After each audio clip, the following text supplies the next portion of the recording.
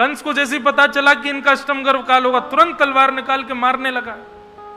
वसुदेव जी ने चरण पकड़ लिए, बोले कि आप इनको मत मारिए, जितने बालक होंगे हम सब आपको दे देंगे। कंस ने 6 बालकों का वध कर दिया। 7वें बालक के रूप में श्री बलराम जी पधारे। बलराम जी के जाने की खबर पाते ही ठाकुर जी ने योग माया को आज्ञा की, बोले ये बलराम जी हैं, तो इसलिए कृपा करके कैसे भी इनको स्थानांतरित करो।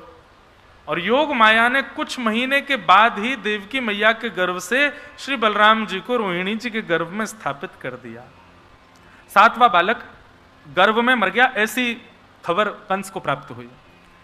देवकी अब सुंदर दिखती हैं, बहुत सुंदर, वैसी सुंदर हैं, लेकिन अब कुछ ज्यादा सुंदर दिखती हैं।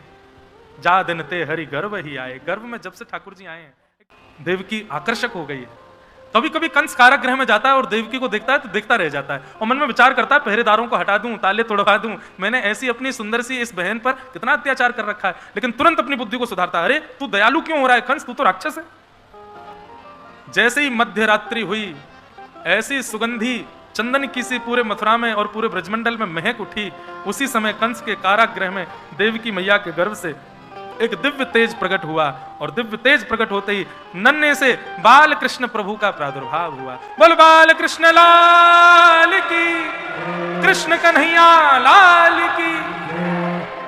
प्रकट भय देवकी मैया वसुदेव जी ने चरणों में प्रणाम किया, प्रणाम करके विनती करी, ठाकुर जी छोटे से है जाओ। ठाकुर जी बोले मैया हम छोटे रह जाएंगे, आपको दूध पी लेंगे, लेकिन वाके बाद आपको हमको ले जाकर के जो है गोकुल में विराजमान करना पड़ेगा। हम फिर 11 वर्ष 56 दिन गोकुल में रह के आएंगे, तब महाराज कंस को मारेंगे, तब आपको मुक्त करेंगे। यदि इतना वियोग सह सको तो हम छोटे हो। वसुदेव जी ने जैसे ही ठाकुर जी को गोद में लिया, हाथ की हथकड़ियां खुल गईं, पैरों की बेड़ियां खुल गईं और श्री वसुदेव जी महाराज ठाकुर जी को लेकर के गोकुल जा रहे हैं।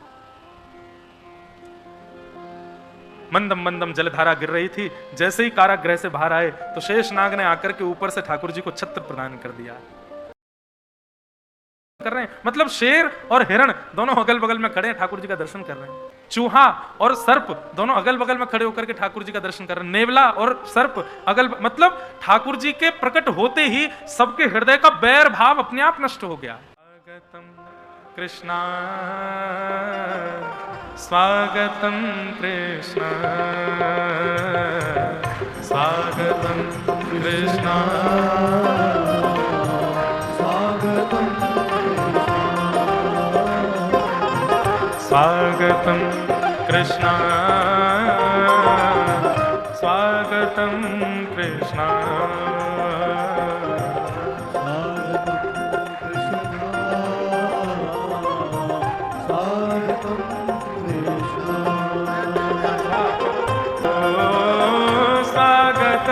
सुस्वागतम शरणागतम कृष्णा